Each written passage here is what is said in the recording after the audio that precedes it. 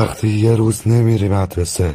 هی چطوری پسر؟ چرا دیروز نیومدی مدرسه؟ سلام، خوبی؟ مریض شده بودم نتونستم بیام. حیف شد، واقعا حیف شد. چرا خب؟ دیروز که نبودی ما 4 تا امتحان داشتیم، همش به خاطر یه جشن کنسل شد. چی؟ تازه بعدش به خاطر همون جشن برای همه ما کیک و بستنی گرفتن. چی شده؟ بعدش به خاطر همون جشن ما رو بردن یه جای دیگه که پر دختر بود.